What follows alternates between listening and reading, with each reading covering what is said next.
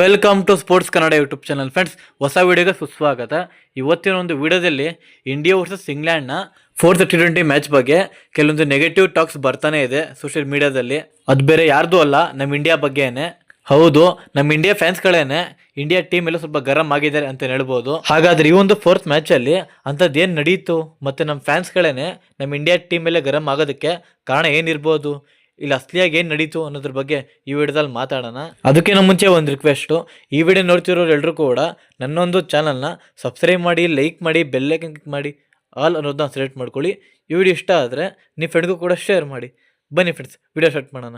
Okay, ಇಲ್ಲಿ ಮೊದಲನೇದಾಗಿ ಈ ಒಂದು ಫೋರ್ತ್ T20 ಮ್ಯಾಚು ನೀವೆಲ್ಲರೂ ಕೂಡ ನೋಡೇ ಇರ್ತೀರಾ. ನಮ್ಮ ಇಂಡಿಯಾ ಟೀಮ್ ಫಸ್ಟ್ ಬ್ಯಾಟಿಂಗ್ ಮಾಡ್ತಿರುತ್ತೆ, ಹಾಗೆ ಒಂದೊಳ್ಳೆ ಸ್ಕೋರೇ ಬರ್ತಾ ಇರುತ್ತೆ ಹಾರ್ದಿಕ್ ಪಾಂಡ್ಯ ಮತ್ತು ಶಿವಮ್ ದುಬೆ ಅವರ ಬ್ಯಾಟಿಂದ. ಹಾಗೆ ಬ್ಯಾಟಿಂಗ್ ಆಡಬೇಕಾದ್ರೆ ಶಿವಮ್ ದುಬೆ ಅವರಿಗೆ ಬಾಲ್ ತಲೆಗೆ ಬಿದ್ದು ಇಂಜುರಿ ಆಗುತ್ತೆ. ಅದು ಫಸ್ಟ್ ಇನ್ನಿಂಗ್ಸ್ನ ಕೊನೆಯಲ್ಲಿ ಘಟನೆ ನಡೆಯುತ್ತೆ. ಹಾಗೆ ಸೆಕೆಂಡ್ ಇನ್ನಿಂಗ್ಸ್ ಅಲ್ಲಿ ಶಿವಮ್ ದುಬೆ ಆಡಕ್ಕಾಗಲ್ಲ ಅನ್ನೋ ಒಂದು ಕಾರಣಕ್ಕೆ ಆಗ ನಮ್ಮ ಇಂಡಿಯನ್ ಟೀಮ್ ಅವರು ರೆಫ್ರಿಗಳ ಹತ್ರ ಹೋಗಿ ಮಾತಾಡ್ತಾರೆ. ಶಿವಮ್ ದುಬೆ ಅವ್ರ ಬದಲು ಹರ್ಷಿತ್ ರಾಣಾ ಅವ್ರನ್ನ ಕನ್ಕ್ಲೂಷನ್ ಸಬ್ಸ್ಟಿಟ್ಯೂಷನ್ ಆಗಿ ತಗೋತೀವಿ ಅಂತ. ಅಂದ್ರೆ ಶಿವಮ್ ದುಬೆ ಅವ್ರು ಇಂಜುರಿ ಆದ ಕಾರಣದಿಂದ ಅವ್ರನ್ನ ಆಡ್ಸಕ್ಕಾಗಲ್ಲ, ಅವ್ರ ಬದಲು ಇನ್ನೊಬ್ಬ ಪ್ಲೇಯರ್ನ ರಿಪ್ಲೇಸ್ ಮಾಡ್ಕೋತೀವಿ ಅಂತ ರೆಫ್ರಿ ಹತ್ರ ಮಾತಾಡ್ತಾರೆ ನಮ್ಮ ಇಂಡಿಯನ್ ಪ್ಲೇಯರ್ಸು. ಹಾಗೆ ರೆಫ್ರಿ ಆದವರು ಈ ಒಂದು ವಿಷಯದ ಬಗ್ಗೆ ಜಾಸ್ತಿ ಚರ್ಚೆನೆ ಮಾಡಕ್ ಹೋಗಲ್ಲ ಯಾರ ಹತ್ರನೂ ಕೂಡ. ಆರಾಮಾಗಿ ಆ ಒಂದು ವಿಷಯನ ಒಪ್ಕೊಂಡು ಪರ್ಮಿಷನ್ ಕೊಡ್ತಾರೆ ಇನ್ನೊಬ್ಬ ಪ್ಲೇಯರ್ಸ್ನ ರಿಪ್ಲೇಸ್ ಮಾಡ್ಕೊಳ್ಳೋದಕ್ಕೆ. ಮತ್ತೆ ಕನ್ಕ್ಲೂಷನ್ ಸಬ್ಸ್ಟಿಟ್ಯೂಷನ್ ಅಂದ್ರೆ ಯಾವ ಒಂದು ಪ್ಲೇಯರ್ಗೆ ತೀರಾ ಆಡಕ್ಕೆ ಆಗಲ್ಲ ಅಂತ ಒಂದು ಪರಿಸ್ಥಿತಿ ಇದ್ದಾಗ ಮಾತ್ರ ರಿಪ್ಲೇಸ್ ಮಾಡ್ಕೊಬಹುದು. ಇದು BCCIನ ರೂಲ್ಸ್ ಆಗಿರುವಂತದ್ದು. ಹಾಗೆ ಇಂಜುರಿ ಆಗಿರುವಂತವ್ರು ಯಾವೊಂದು ರೋಲ್ ಅಲ್ಲಿ ಇರ್ತಾರೋ ಆ ಒಂದು ರೋಲ್ ಅವರೇನೆ ರಿಪ್ಲೇಸ್ಮೆಂಟ್ ಆಗಿ ಬರಬೇಕು ಅಂತ ಇತ್ತು. ಅಂದ್ರೆ ಒಂದು ಎಕ್ಸಾಂಪಲ್ ಆಗಿ ಹೇಳ್ತಾ ಇದ್ದೀನಿ ನೋಡಿ. ಇವಾಗ ಶಿವಮ್ ದುಬೆ ಅವರು ಬ್ಯಾಟಿಂಗ್ ಆಲ್ರೌಂಡರ್ ಆಗಿರೋದ್ರಿಂದ ಇವರು ಬಾಲಿಂಗ್ ಇಂತ ಬ್ಯಾಟಿಂಗ್ ಅಲ್ಲಿ ಹೆಚ್ಚು ಮೇಲಿದ್ದಾರೆ. ಹಾಗೆ ಇವ್ರ ಜಾಗದಲ್ಲಿ ಸೇಮ್ ಟು ಸೇಮ್ ಬ್ಯಾಟಿಂಗ್ ಆಲ್ರೌಂಡರ್ನ ರಿಪ್ಲೇಸ್ ಮಾಡಿದಿದ್ರೆ ಅಷ್ಟೊಂದೇನು ಪ್ರಶ್ನೆ ಬರ್ತಿರಲ್ಲ ಈ ಮ್ಯಾಚ್ ಅಲ್ಲಿ. ಆದ್ರೆ ನಮ್ಮ ಇಂಡಿಯಾ ಟೀಮ್ ಅವ್ರಿಗೆ ಹರ್ಷಿತ್ ರಾಣಾ ಅವ್ರ ಮೇಲೆ ಕಣ್ಣು ಬೀಳುತ್ತೆ ಈ ಒಂದು ಮ್ಯಾಚ್ ಆಡಿಸ್ಬೇಕು ಬೌಲಿಂಗ್ ಅಲ್ಲಿ ಅಂತ. ಹಾಗೆ ಈ ಒಂದು ವಿಷಯನ ಇಂಡಿಯಾ ಟೀಮ್ ಪ್ಲೇಯರ್ಸ್ಗೆ ಮತ್ತೆ ರೆಫ್ರಿಗೆ ಬಿಟ್ರೆ ಈ ಒಂದು ವಿಷಯ ಯಾರಿಗೂ ಕೂಡ ಗೊತ್ತಿರಲಿಲ್ಲ. ಸ್ವತಃ ಇಂಗ್ಲೆಂಡ್ ಟೀಮ್ಗೆ ಈ ಒಂದು ವಿಷಯ ಗೊತ್ತಿಲ್ಲ, ಕನ್ಕ್ಲೂಷನ್ ಸಬ್ಸ್ಟಿಟ್ಯೂಟ್ ಆಗಿರೋದು. ಹಾಗೆ ಹರ್ಷಿತ್ ರಾಣಾ ಬಾಲಿಂಗ್ ಮಾಡಕ್ ಬಂದಾಗ ಅವಾಗ ಹೇಳ್ತಿದ್ದಾರೆ ಕನ್ಕ್ಲೂಷನ್ ಸಬ್ಸ್ಟಿಟ್ಯೂಟ್ ಆಗಿದೆ ಅಂತ. ಇದು ಗೊತ್ತಾದ್ಮೇಲೆ ಒಂಥರ ಶಾಕ್ ಆಯ್ತು ಇಂಗ್ಲೆಂಡ್ ಪ್ಲೇಯರ್ಸ್ಗೆ. ಹಾಗೆ ಸ್ಟಾರ್ಟಿಂಗ್ ಅಲ್ಲಿ ಇಂಗ್ಲೆಂಡ್ ಟೀಮ್ ಅವರು ಇದನ್ನ ಚರ್ಚೆ ಮಾಡಕ್ ಹೋಗಿಲ್ಲ, ಈ ಒಂದು ವಿಷಯ ಅಲ್ಲಿಗೆ ಬಿಟ್ಟು ಮ್ಯಾಚ್ ಬಗ್ಗೆ ಕಾನ್ಸಂಟ್ರೇಟ್ ಮಾಡ್ತಾರೆ ಇಂಗ್ಲೆಂಡ್ ಟೀಮ್ ಅವರು ಕೂಡ. ಆದ್ರೆ ಅವ್ರಿಗೆ ಗೊತ್ತಿರಲಿಲ್ಲ ಹರ್ಷಿತ್ ರಾಣಾ ಅವರೇನೆ ಅವರೊಂದು ಮ್ಯಾಚ್ ಗೆಲ್ಲೋದಕ್ಕೆ ಅಡ್ಡಗಾಲ್ ಆಗ್ತಾರೆ ಅಂತ. ಸ್ವತಃ 3 ವಿಕೆಟ್ ತೆಗೆದು ಒಂಥರ ಪ್ಲೇಯರ್ ಆಫ್ ದ ಮ್ಯಾಚ್ ಆದ್ರು ಆ ಒಂದು ಮ್ಯಾಚ್ ಅಲ್ಲಿ. ಹರ್ಷಿತ್ ರಾಣಾ ಅವರು ಮಸ್ತಲ್ ಬೌಲಿಂಗ್ ಮಾಡಿ ಇಂಗ್ಲೆಂಡ್ ಸೋಲೋದಕ್ಕೆ ಆ ಒಂದು ಮ್ಯಾಚ್ ಮೇನ್ ಕಾರಣ ಆದ್ರು ಅಂತ ಹೇಳ್ಬೋದು. ಮತ್ತೆ ಮ್ಯಾಚ್ ಎಲ್ಲ ಮುಗ್ದು ಪ್ರೆಸ್ ಮೀಟಿಗೆ ಬಂದಾಗ ಅಲ್ಲಿ ಬಟ್ಲರ್ ಅವ್ರು ಹೇಳ್ತಾರೆ, ಒಂದು ಟೀಮಲ್ಲಿ 12 ಜನ ಆಡೋದಕ್ಕೆ ಪರ್ಮಿಷನ್ ಹೇಗೆ ಕೊಟ್ರಿ, ಅದು ಹೇಗೆ ಸಾಧ್ಯ, ಇದನ್ನ ನೀವು ಹೇಗೆ ಬಿಟ್ರಿ ಆಡೋದಕ್ಕೆ. ಕನ್ಕ್ಲೂಷನ್ ಸಬ್ಸ್ಟಿಟ್ಯೂಟ್ ಅಂದ್ರೆ ಒಂದು ಬ್ಯಾಟರ್ ಪ್ಲೇಸ್ ಅಲ್ಲಿ ಬ್ಯಾಟರೇ ಬರಬೇಕಾಗಿತ್ತು.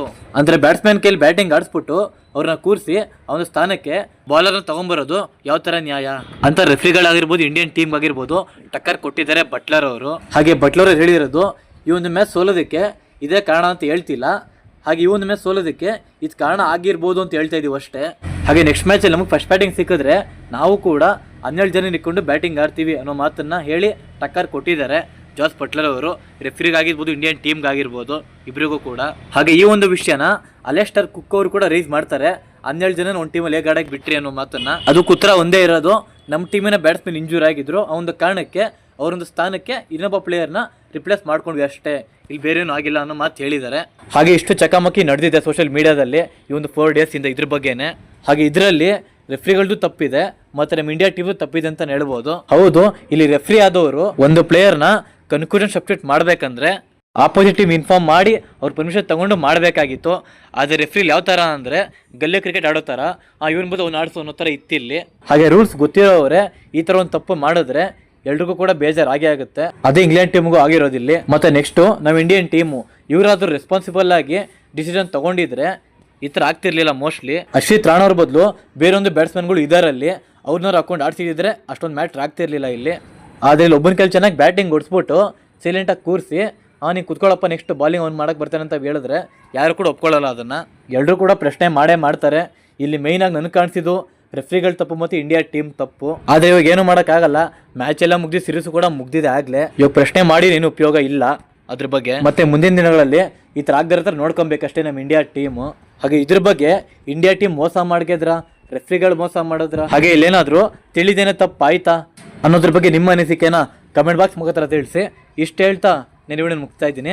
ಮುಂದಿನ ವಿಡಿಯೋದಲ್ಲಿ ಸಿಗೋವರೆಗೂ ಬಾಯ್.